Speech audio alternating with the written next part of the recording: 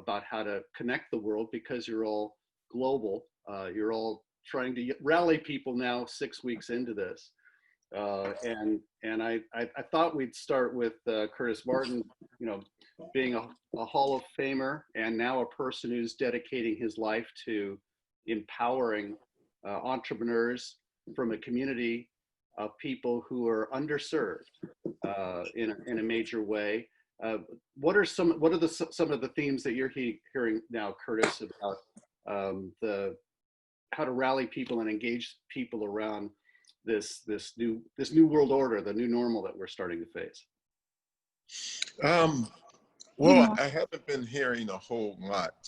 One of the things that has been very, I guess, prevalent, especially in the Black community, a lot of people are talking about how it's impacting the Black community versus the rest of the world.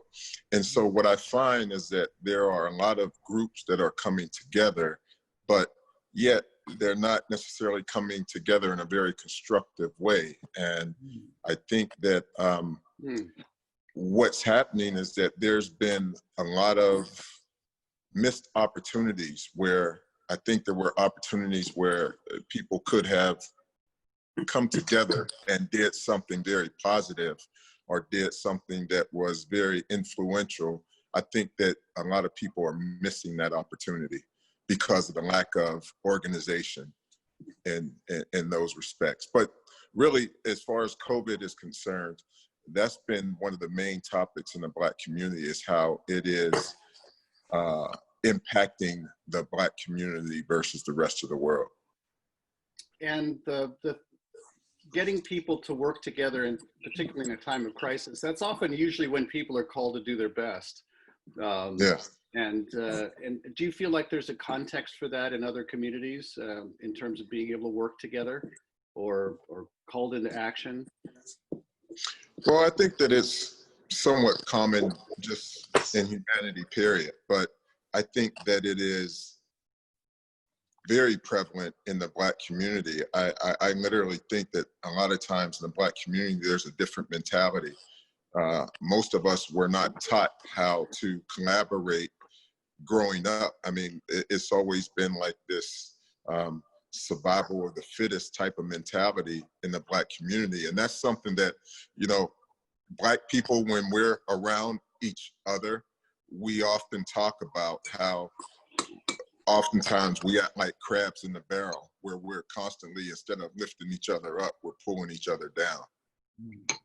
It's something that you mentioned because you're now dedicating a lot of your work to creating a fund and a system of support to entrepreneurs and to be able to help commercialize, because there's a context for that in many other parts of society where people Yes. get together as a tribe, help each other out, they go to, or they have a business school community.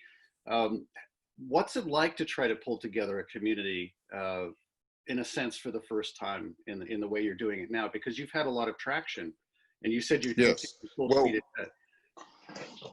Yeah, what I've seen the thing that I have seen that has been most impactful, and I would say my most valuable asset in attempting to do what I'm doing, is the fact that people trust me. You know, and that's something that has been lacking in our community in a very significant way. And what I find is that when people can trust you, it makes a huge difference in the way they listen to you. And so I've been able to use my influence that has come as a result of having a pretty good reputation and being known as someone who has integrity. I've seen that is what has helped me accomplish more than I think I could have ever accomplished. I mean, that has taken me further in my goal than my education or my know-how or anything like that. It's really the fact that people trust me. You had to live in at a time when you didn't have people that you could trust, and so you've indexed towards that. How do you build trust? And then I'd love to have everybody weigh in on this idea that is so fundamental to building relationships. It's so tough to build trust, and it can be destroyed in an instant. How do you think you do that, Curtis? And then let's ask everyone here. Well, I would say for me, it has been through consistency. I think that people have consistently seen me do what was right, or at least try my best to do what was right. I've admitted to my mistakes, and I constantly try to grow from those mistakes. And I've been able to teach a lot of people the way I view certain things. Like, for instance, you and I have spoken a lot about problems, you know, and I think that just as human beings, a lot of times we have to be careful about the way we view our problems, because I believe that hidden behind our biggest problems are also our biggest opportunities and some of our greatest blessings. And so, you know, I've said it before that I've come to understand that problems aren't necessarily happening to me as much as they're happening for me.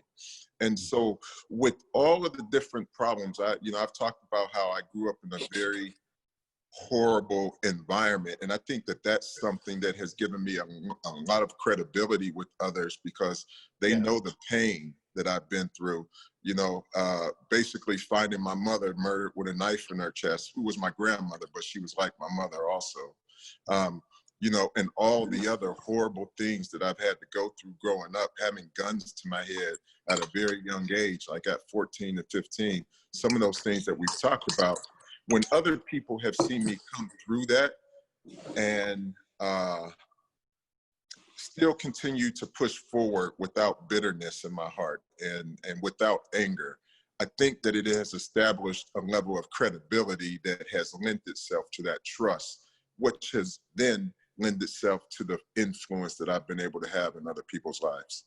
It's really inspiring. You pile on that too, because we're just at the NFL draft, and you say over and over again that you didn't love football. You were called to do that work because it was a way for you to be able to have higher impact on the world. I think that's another reason why you're trusted, that you were willing to invest yourself in making a difference for yourself, your family, and your community, that even transcended you know, a lack of interest in something that is so ubiquitous in the United States. I mean, it's a very powerful way to show up, Curtis. What's been interesting, Mark, is how what I've tried to do, and of course I don't get it right all the time, but what I've tried to do is learn how to make the right sacrifices in life. And I find that through trying to constantly tweak the sacrifices and making the right sacrifices in life, you know, what am I willing to give up to reach a certain point? And for me, that's the way I looked at football. Football was something that I had to do because it's something that I wanted to do. It wasn't something that I just didn't want to play football, but I realized that if I wanted to impact people's lives, if I wanted to establish a platform that would enable people to look at me and get to know me from afar, so that when I do come up close and personal, there's somewhat of an established reputation that somewhat preceded me. In order to be able to do that, for me, football was what I had to do to establish that type of credibility and integrity. Yes, it literally was a game changer, I think, for most of us to hear and see you do that.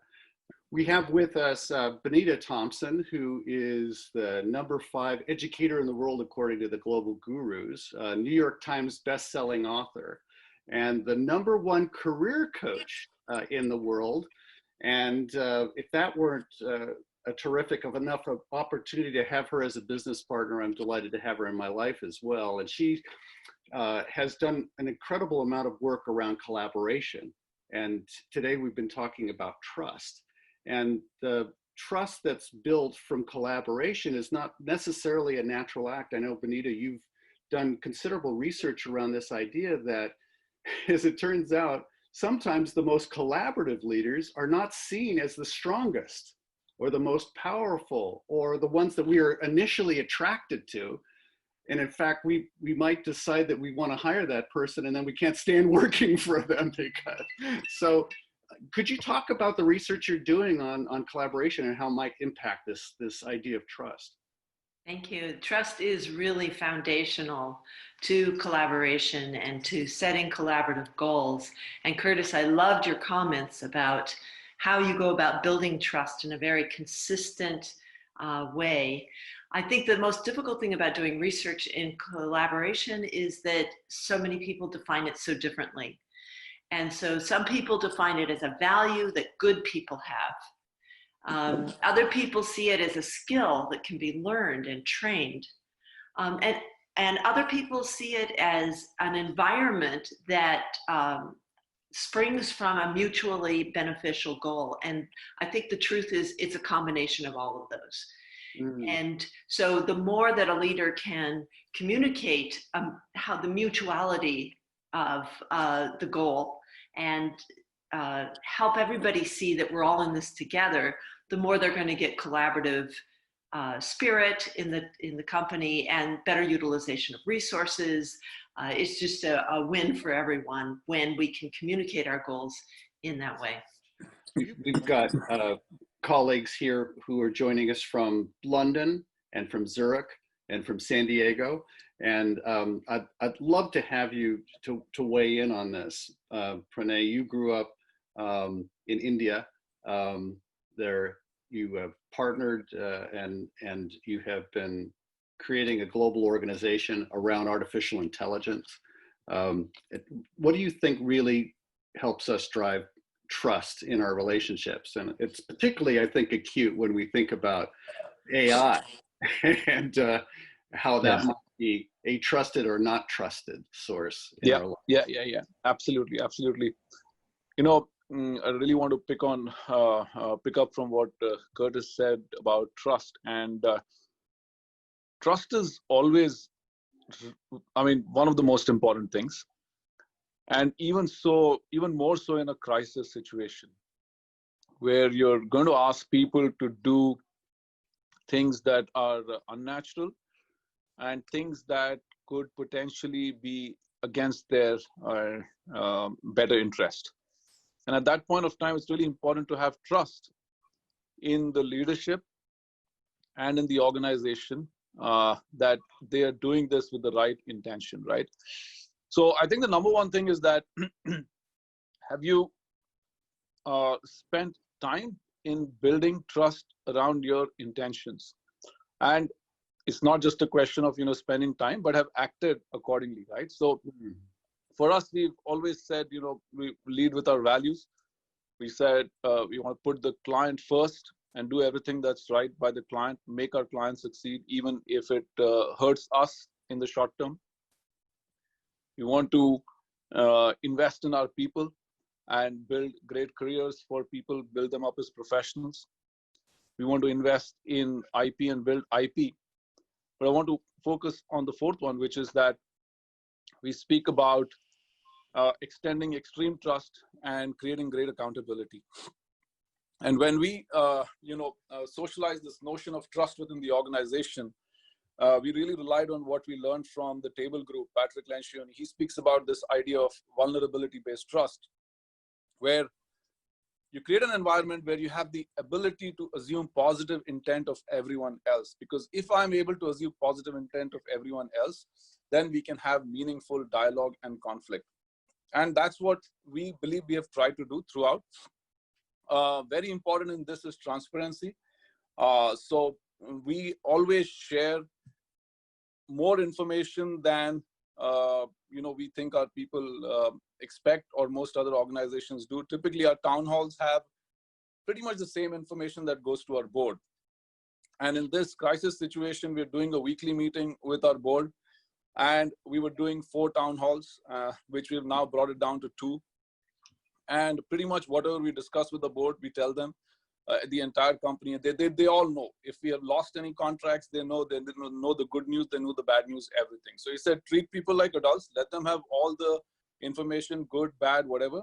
But also let them know that we're in it together, and demonstrate that. So when we decided that, we're going to have to take some financial measures to protect the company, the first thing we said is that we're not going to let go any people in this environment. Even people that we might have let go for reasons of performance, we're not going to let go in this environment because they will find it impossible to find a job. And we will take pay cuts and we'll lead from the top, right? So Shrikant and I, who are co-founders, taking the highest pay cuts and then progressively, and then stopped at mid-level because he said below that level, people have a very hard time in, taking any kind of pay cut. So again, transparency, making the intent clear, constantly, leading with values and demonstrating that. And you've got to back it up with action, right? So that's what we've done. And we think it's really paid us dividends, both in client relationships and in people. People have really supported well through this entire, crisis situation. Our net promoter score last quarter, actually it went up. I don't expect to see any drop in net promoter score. And I think despite the fact that people are having to do so many other things at home, manage their kids, manage their families and all of that, people are working extremely hard, putting more effort than they were putting otherwise. Several people have stepped up to do volunteer work for the government in India to, manage and contain the outbreak and so on. And likewise on the client front, also we are seeing very good responses from the client as well. So I, completely echo what Curtis, you said. Trust is just so fundamental and crucial to this.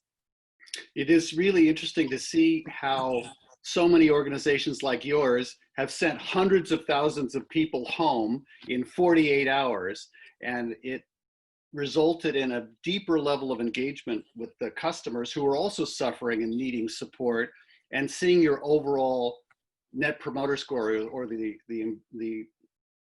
raging fans that you have for your organization increase because you were there when they needed you most, and they still need you most. And it's interesting to see the arc of emotion now, week after week, going from adrenaline to depression, or from being amped up to being testy.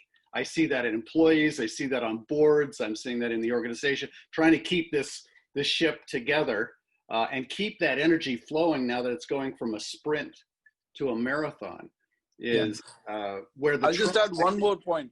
Yeah. Sorry, I'll just add one more point if you don't mind, which is that we also said that, we've created a team whose sole purpose is to ensure the well-being of people through this situation. Okay. And they're focused on all kinds of things. So we're doing various things like, sending out a daily emotion meter or emotion check-in. How are you doing? Then we've told the people that, listen, when you're answering that survey, if you need someone to talk to you, let us know. We have engaged a mental health doctor that people can call on if they needed to do that. And we're sending out several nudges to them around, how to keep themselves happy and healthy and occupied through this, arranging for virtual coffee meetup sessions and things like that. And then, as leadership, just calling up everyone frequently and just checking in on how they're doing. So I think people are appreciative of this. And in fact, recently, on Glassdoor, there were 5 ratings over the last few weeks. All of them were 5-star or 4-star. So I think people really appreciate the care that we're showing them at this moment. And all that builds trust over time. Yeah, you need that more than ever. Pablo was sharing with me how he's got people from industries like yours and others reaching out because you started very early in the process of not wasting the crisis, both in terms of thinking about how to leverage the trust that you have, but also maybe making some of the decisions that you can't always make with the same level of intensity when you don't have a crisis, right? You now suddenly have the moral courage, yes, I know, to make these changes. Yes, I know I can do this. I know that Marshall's going to call me every day. I know that I'm going to be not being able to go see people. Now all of a sudden I'm courageous. But people like Curtis and Pranay and Pablo and Marshall, you guys always inspire me with how you get ahead of the curve. Pablo, you were doing that with reaching out to community farms and taking care of people in communities, because chocolate is a business that's really practiced and grown in developing countries all over the world, people who are very much underrepresented and invisible. Could you talk a little bit about that trust building, Pablo? Well, it's at the end of the day, there's no farmer, there is no cocoa, there's no cocoa, there's no chocolate. It's as easy as that. And our farmers are people who are extremely poor people in equatorial regions who live in very difficult circumstances. And if nobody extends a hand to them during these difficult times, they will not survive. And at the end of the day, trust, you don't build trust in one day, you build trust over many years. And we have people that visit and help these farmers day in, day out. But our biggest help is not shutting down during a time in which everybody would run scared, and where many other companies have actually moved out.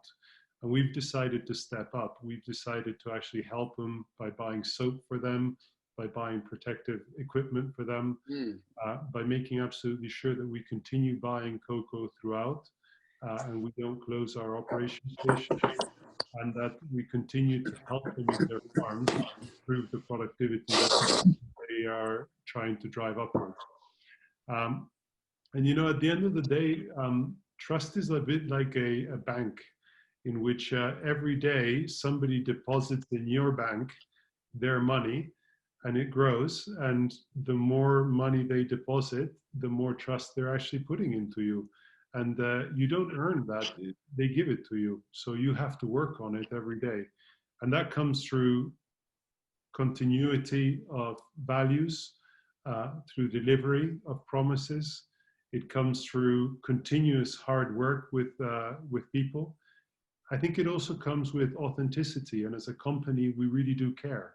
And when we hit this crisis, that whole value came very, very strongly, to the point that we actually have a whole banner of activity under BC Cares, which everybody's tagging stuff, and, everybody's doing things. And it's really incredible how things just take a separate life when you just actually have the values of those things well grown, and the people representing those values. And under everything that we've done for COVID, that actually comes through. We've decided that we're not going to spin out any communication. We're going to tell everything as it is. We're going to not hide if we have cases. We will tell everything as it is. But we will deal with it because we're human. And at the end of the day, being first up and taking the advantage of, you know, knowing what's going on, but taking the leadership in these things, hasn't precluded the fact that, you know, if we make a mistake, we'll tell everybody we made a mistake. Or if we can actually get it better next time, we will learn from it and run it to the other countries ahead of the curve when it was spreading. And now it's the reverse, because now it's actually the release timetable. So we've actually worked a release program, which is going to be slow. And we're telling people as well, look, guys, we want to protect you. And if we release like countries are releasing right now, we're not in a position that we're protecting you. And people really appreciate that. It's the value of honesty, of transparency, to a degree that maybe we haven't done it before. Our communications are not anymore in the context of, here's a presentation, we're going to tell you what you need to do in the next phase and everything else. We're asking people, how are you? Tell us a little bit about what's happening in the region. And we got very smart people in the organization. They pick it up really quickly that they're going to be exposed and they're going to have a lot of problems. And if you say to them, look, we have 3 principles we work on. We're working on safety of our people, their families, and their communities. We're working on driving business continuity, because we need to pay your salaries forever, as much as you want to be with us. And we're driving opportunities because we want to bounce out of this much better than we came in. So there will be things that we can actually do better by the end. And with only those 3, people know exactly what to do. And okay, yes, we will make sure that in factories we have procedures and all the things that are normal to factory environment. But in reality, it's great to see how some of these things take a dynamic of their own, and people are able then to be freed in their leadership, in their trust, and in their work, and that works in a very nice dynamic. it's interesting. You'd mentioned to me earlier how you'd shifted from being not quite as directive and thinking in ways that you could help people get a frame for where our objectives were and then let them innovate in ways of solving the problem. But it was the crisis that gave that a nudge. And interesting, because, for example, we've always said we want to protect the vulnerable. I mean, it's a very high risk if you're obese or if you have diabetes or if you have different breathing problems. And we've always said all those people we will take out of our factories, we will send them home, and we will protect them. In the States, it was very difficult because culturally, when you send somebody home, you don't pay their salary, and they're not protected by the social security system. And that had a direct contrast with the maybe capitalist mentality in the States of, do these sort of things. And initially the organization kind of stood back and looked at us and said, no, we don't do that sort of stuff in the States. And we said, no, we do it as a company. It's not about you in the States. And I can tell you right now, every single vulnerable person, because also there's a confidentiality element in the States in terms of how you treat data. You can't approach these people for discrimination purposes. Right. But we've actually said, look, if you're any of these people who might be at risk, please do come to us. We want to help you, and we've sent them home with full pay. And we are doing the right thing. And I think people realize and trust when you're doing the right thing, you have the right values behind, you have a certain continuity within your character and your way of acting, and they're prepared, if that's authentic, to trust. That's that ends up being something that I think role models of behavior, and that's why you're getting so many calls about how you're approaching the crisis. And it was inspiring to me to hear you say that you could now approach people as a human first. When you're in a crisis, this is the other thing that gives you permission, and it's a great equalizer to be on a Zoom or WebEx or a video call, because we all have a front row seat, and it used to be we'd pretend not to have family or that child running in the background or that the big noise of the trumpet being practiced by your daughter, and now you can go heart first. You said that was also another step that you've, in a sense, wished you'd had in the past. It was giving you a sense of greater permission to check on people's safety first, and then let's do a quick call on the business. What happens is you get to know people in a completely different dimension, because people are in their environment with their family, they're with their trophies behind from previous wars or whatever they've actually done in their lives. And that brings about a very different level of interaction. And it's a very human level of interaction, which makes you feel for people in a different way. And that actually establishes a very different type of relationship going forward. And I think I've said this to you before. I think that this is a great opportunity to have a crisis that humanizes capitalism, that actually brings the best of people and shows a face and puts a name to that face, but also values behind it. And what you're actually seeing is that even analysts right now are struggling with this, because they were very good at saying to companies, "No, you got to give us the dividend and not enough return, not this." They can't do that because there's a huge crisis, and however much you do it, the company can't react. I'm not going to give you guidance. I'm really sorry, but they have real trouble with it. But companies are feeling very empowered to do that, because that's the reality of the ground right now. And I think that's... Sorry, Wall Street, we're not paying dividends right now. We're not going to forecast your earnings for the rest of the year. Are you nuts? We're trying to save humanity. It's a race for humanity. Boy, humanizing capitalism. But I do believe that there's a movement going on, and there's a change that's going to happen. And despite everybody saying that the digital world is a very cold world, I think that there's a lot to be said about how you can build human interaction to a different level through it as well. Yeah, it's very powerful. Marshall, you've spent a lifetime coaching the best, the brightest, the most celebrated people on planet Earth, Marshall, and you've got, it's interesting. I think you and I were both listening to a commentary where they're saying these poor millennials, these kids, they've never been through a crisis like this before, and we've had such a strong tailwind, and you know, a rising tide has lifted those ships. They have no context for a situation like this. And I was going, what the heck? We've lived a lot of decades, and we have not experienced something of this order and magnitude. What's your thinking about this idea of trust and how we connect with each other in a trusting way, especially maybe energized or exacerbated by the separation that we're feeling right now? Well, first thing I want to build on what both you and Pablo have talked about, and that is, I've done these, even in a month, it seems like I've done 100 of these webinars. Yes. And the thing that I've learned is that people really are not interested in someone putting on a show. Mm. And there's nothing wrong with putting on a show, or there's nothing wrong with being polished, or everything is smooth or whatever. But for whatever reason, at this point in time in history, it doesn't work so well. So I think what people are looking for is more of a human, as Pablo said, authentic, human interaction. You don't have to put on this show and be this perfect person. Everything doesn't have to be perfect. It's okay if you're eating while you're talking. It's okay if the kids are in the background.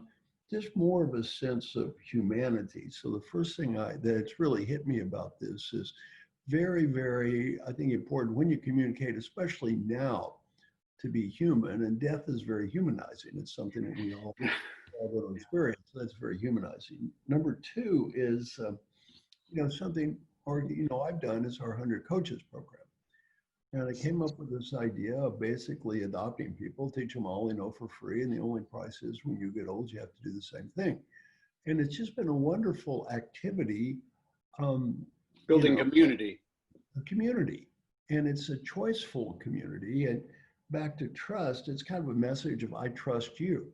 And when you want people to, we want to be able to trust people, communicate, I trust you, or I think you're special. So Curtis had a very specific suggestion for you on this. I think you should do the same thing. See, I think what you're doing is very good work. And if you went to, I bet there's a lot of people, if you went to them and said, look, I'm Curtis. Got a lot of respect for you. And there's this project about adopting people. And, this guy, Jeff, put me in this group. And, I want to have my own group of people that, we're trying to help people, tell them what you're interested in. And back to trust, no money. I mean, money, if you get rid of money, a lot of trust goes higher right there. Yeah. Money, no guilt, no expectation, just give it back to others. Curtis, I think you'd be amazed how many people might be, I was amazed how many people might be interested. Curtis, I'd be honored to be, working with you on this project. I'm very honored that you even asked me. So, I think that would be something, Curtis, for you to think about, because I'm sure there are plenty of people who would be honored to, and it's a compliment to them. You go to somebody and say, look, I really respect you. I would be honored if you would be a member of this group with me. It's really an honor to them as well. So Curtis, I'm highly suggesting that you think about this, because I think you can get a lot of allies that way. A lot of people helping the cause. And then the third one I have is asking for help. If you want to build trust, everyone on the call is pretty much talking about how I can help them. But there hasn't been, I think we need to do more of how can other people help me? Because if you really want to build trust, Ben Franklin, it's called the Franklin effect. When you ask another person to help us, it's a compliment to that other person. When you say, I need help, I'm not perfect, I need help, can you help me? Well, really, to me, that's a big trust building activity. And the Franklin effect, because Ben Franklin learned this years ago, it's counterintuitive. Because intuitively we think, well, if I ask Pablo to help me, that makes me weak or subservient or something like that. And he'll think less of me. The reality is quite the opposite. I asked Pablo to help me. That's a compliment to Pablo. What I'm saying is I respect you. I need your help. You really are a person who could help me. If you don't want to, of course, it's okay. But I would be so grateful if you did help me. Well, to me, it's kind of counterintuitive, but I find it to be a very positive trust building activity. Mm-hmm. Rather than always being perfect. And Mark, you've seen this with our 100 coaches. They're so focused on how can I help somebody else, they really are not doing enough of I need help too. Yeah, the way you help me frame it so that it feels palatably encouraging to others is it's like a 3-minute ask. You don't ask them to do, you don't ask them to help you get through your doctoral degree necessary. You ask something that they could simply do quickly. Although I've certainly called on Bonita many times to help me through everything complicated that I've needed to do as her partner. And by the way, speaking of doctoral degrees, Bonita, I think it's perfectly fine to ask for help on how to. Thank you. I'm going to need it. Mark's example was a very bad example. So I think very bad example. Marshall has been a great, you've been a great inspiration for her all the way through here and helped me behave much better as her partner. By the way, Benita, the reason he brought that up, he's not getting a damn doctoral degree himself. If he were, he wouldn't have never said that. Right, exactly right. That's exactly right. Curtis actually has a rather secret community of celebrities like the one that you've described, Marshall, and like the MG100. And maybe you could talk a little bit about that group, because that's a group that obviously feels very exposed and very vulnerable to talk about building trust in themselves and understanding their own pain and their own addictions. And you shared, if you could share a little bit about that trust building process there, because you go to secret locations to do this with very famous people. Yeah, you know something, this was back when I was 30 years old. I always had this vision that I could reach many people by touching a few. And it was because of the circle that I was in. I realized the influence that I had and how many maybe football fans or whatever that may have been, whatever that circle was, I realized that I had direct ability to impact those people's lives, because some of them may admire what I do or look up to me or whatever it may be. So what I wanted to do was gather a group of people like that who were even more influential than I was. And so I started one by one calling some of the most famous people in the world, some of the most famous actors, singers, politicians, whatever they may have been. And slowly but surely, I began to put them all in this one group, somewhat like an MG100, right? And what I find, to piggyback off of what Marshall was just saying, what I find was the key to making it all work was the fact that I was very vulnerable with them. That, you know, and I realized that throughout my life, I've had to learn to be comfortable being vulnerable. And I find that that one quality has really contributed to the trust factor in my life. So when I'm going to these people, I'm literally saying, look, I know I can't do this on my own. Most of them had known some previous stuff about me. And what I find is that a lot of them had watched me go through so much and overcome so much, yet be so vulnerable and open about it with not only them, but with the public, and, you know, especially in one-on-one situations with them, that vulnerability just made them trust me. Because if I'm willing to say certain things to them and expose myself in a certain way, I find that it gave them the permission to expose themselves to me. And I began to build this community that became so powerful. And what I realized was that I would hear people starting to become more vulnerable and more open in their lives, not only in the class, and after creating the right environment for them to feel vulnerable. And I think that's what we don't do a lot of times as it pertains to trust. Even if it's in your own personal marriage, a lot of us don't create the environment for that person to feel comfortable being vulnerable. And that's something that I constantly try to get better at, you know. And I, like Marshall said, I never get it right all the time, but when people see me not get it right, and one of the things that I've learned to do that has been a huge component to building trust is to basically celebrate my failures versus my victories. Like, people who know me, they rarely hear me talk about something great that I've done and something, a lot of times when I do celebrate something, or for lack of better words, boast about something, it's more about my failures than it is my victories. And what I find is that it really opens the door to help other people trust me. It's not intuitive. Yeah. And something, it for me, it came because I think even in this Corona situation where we're all realizing that this could be life and death for someone, growing up the way I did and having some of the most miraculous things to happen that literally saved my life. Like, I've told you about the guy who had the gun in my head and pulled the trigger literally 7 or 8 times and no bullet came out. And then not pointing the gun at me, he pulls the trigger 1 time and a bullet comes right out. And so I've had to face several situations like that throughout my entire life that it made me just feel like, what am I hiding from? Who do I gotta hide from? I should be dead. So I consider it a privilege to be vulnerable. I consider it a privilege to just be able to talk about my problems, because I shouldn't even be here to talk about my problems. And so having had faced death, like so many times, I've had way more than 9 lives, but having had to look death in the eyes, it has given me the courage to be more vulnerable and more open internally first. And then I'm able to express that outwardly to people. And I find that has been a huge component to building trust.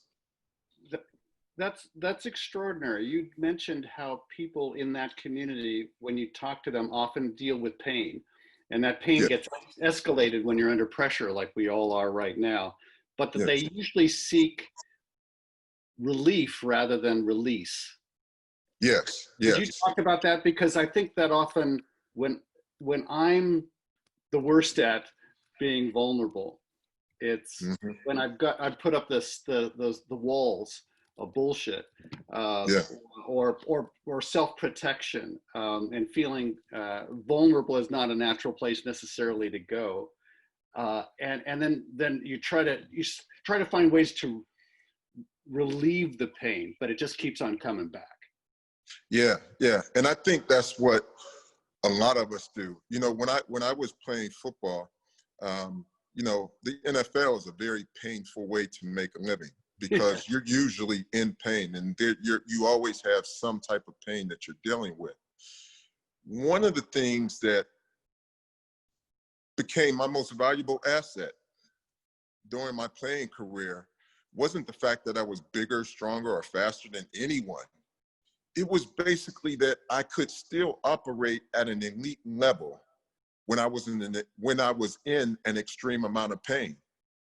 And so I began to learn the value, because for me to sign the contracts that I signed, or, accomplish the things that I did, I realized that it wasn't a matter of me just doing something really big and blowing everybody out of the water.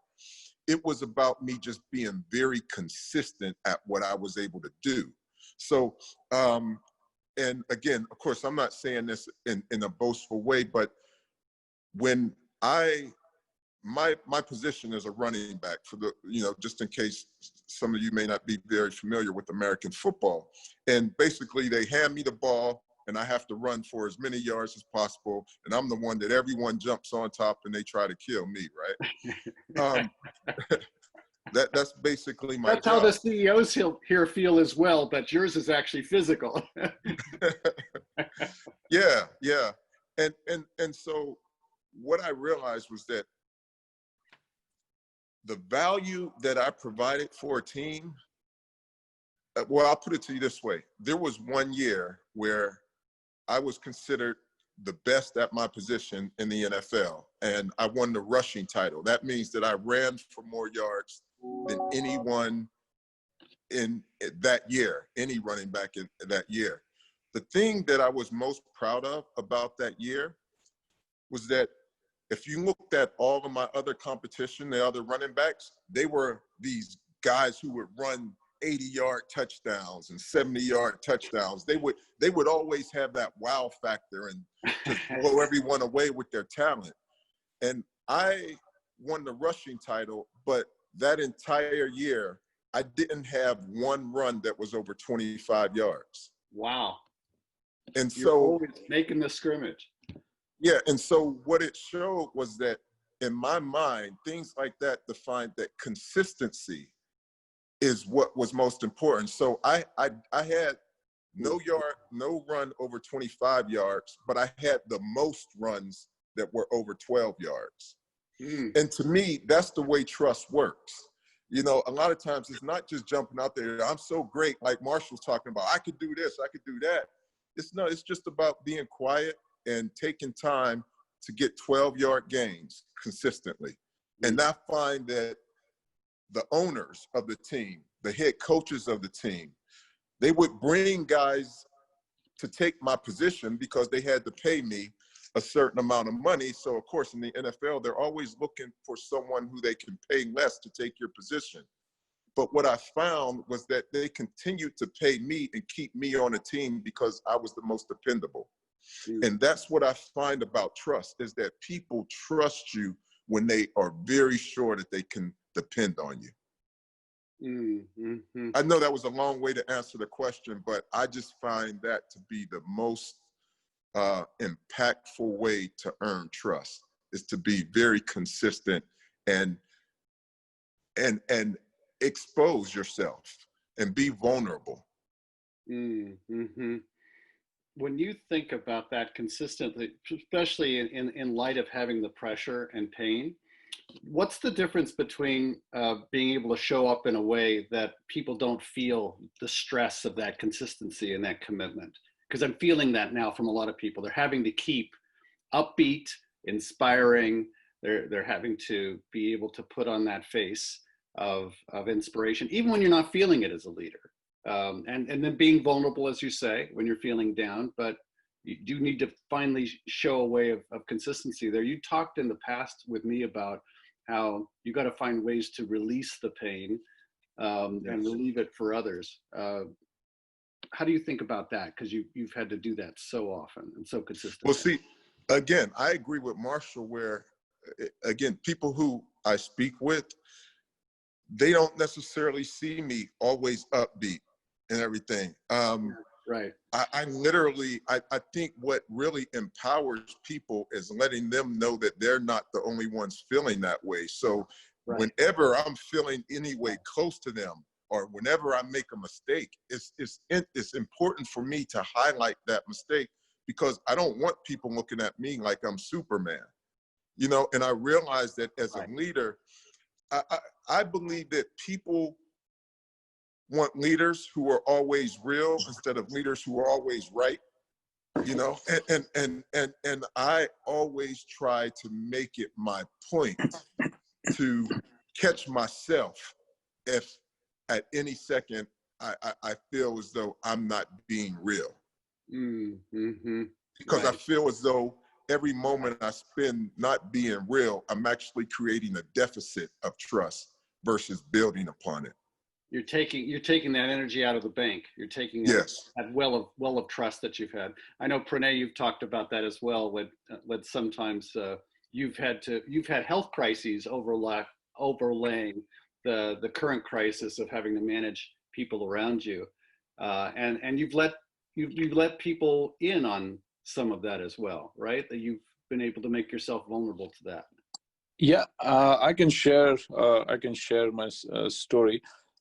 So this happened probably about 2 or 3 weeks back. The health crisis that Mark is referring to is about 4.5 years back. I got diagnosed with ulcerative colitis. And since then, you know, I've been on immune suppression medication, which I need to take once every 8 weeks. And through that, you know, crisis, you know, I was out of work for 3 months. I mean, I got hospitalized and I couldn't go to work and everything, but I did make sure that everyone knew what was happening at any point of time. Never attempted to hide anything. And in any event, I was out for 3 months, so there was no way to hide anything, right? But it was important. People knew it, and, people supported it, and, all of that kind of stuff, right? People understand that. So anyway, what happened was that about 3 weeks back, it was a Saturday morning, and I was exchanging some text messages here with Mark. I stood at my window, and I could actually see my office building from the window. It is across in Manhattan. I took a picture of the office building and I sent it to Mark. And at that moment, all of the sort of loss that I was experiencing, it became suddenly apparent to me, just kind of sunk in, because for those 3 or 4 weeks, I had been in a problem solving mode, right? How to take care of my family, how to take care of my health, how to take care of the people at Fractal, how to take care of business and everything. And all the thing was about solve the problem, get this done. And at that moment, it just struck me that, these are all the things that I'm missing in my life. And it was an acknowledgement of grief. And, my kids were in the room, but I didn't want to sort of, cry in front of them. I went to the bathroom and I cried there for a few minutes, because I realized at that point of time I was missing going to office, I was missing being with people, I was missing the train rides, I was missing the coffee breaks with people downstairs, all of that stuff. And when that realization became apparent, I'd accepted that grief. I think it gave me further strength to go out and deal with things. I said, this is it. I have to accept this. I can't do anything about this, but let me focus on the things that I can do, right? In these town halls that we're holding with people, I was seeing a lot of repeated questions where it was apparent that people hadn't accepted the reality. There were people that were talking about, things like, I have an immigration visa to the US. If I don't go now, it's going to expire. Okay, what should we do about that? Or when do you think travel will open up again? And, all of these kinds of questions. So I said, listen, guys, I want to share with you my experience. And I shared this with them.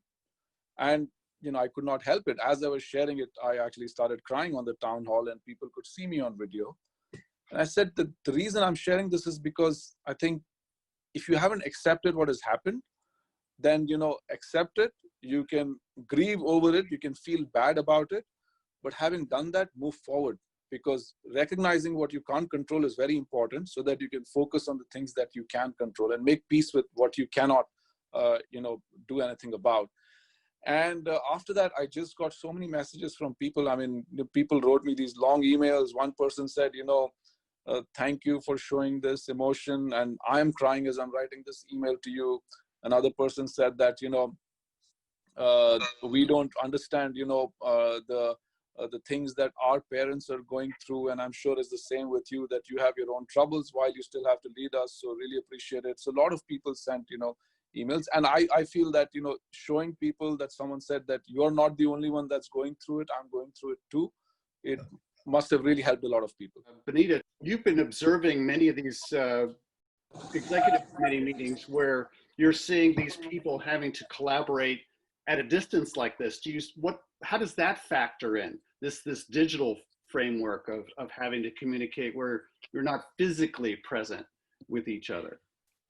The interesting thing about the digital world right now is that everybody has to contribute in some way.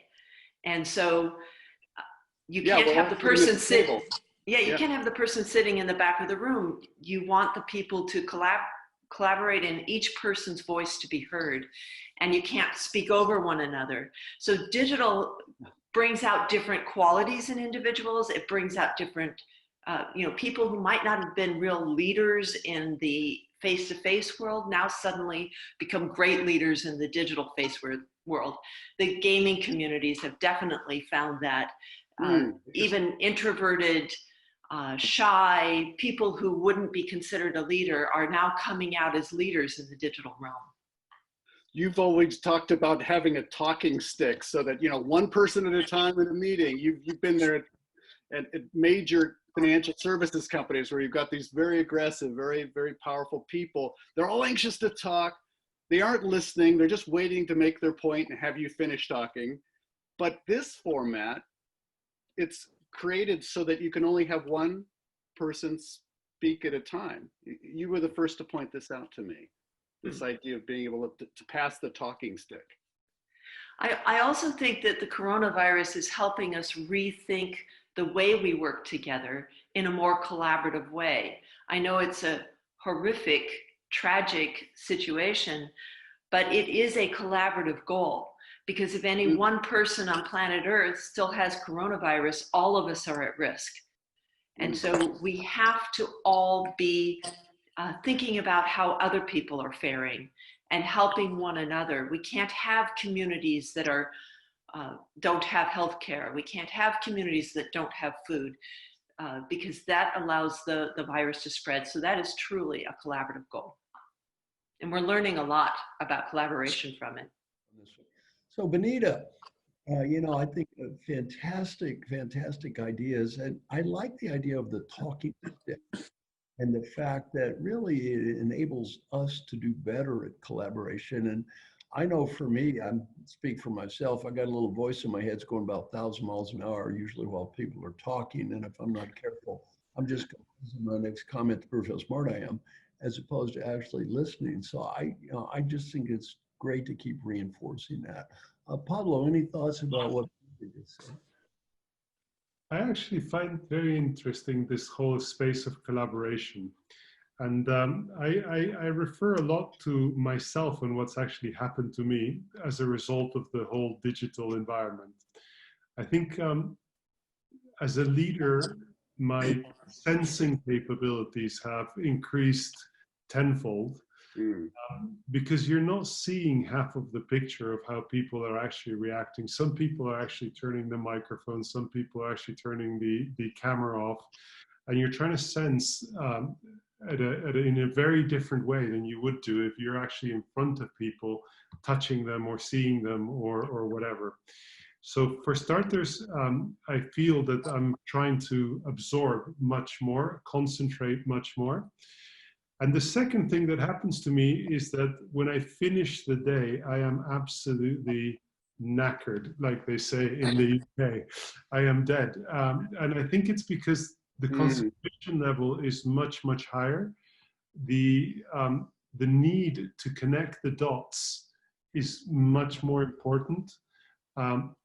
And I just feel very, very tired at the end of the day, but I feel very realized. And the amount of stuff that I'm getting through every day is just huge.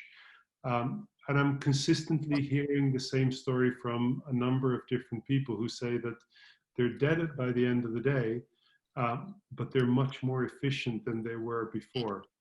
And I think the consequence of this is that there will be a lot of great things that will stay with us for a long time after this.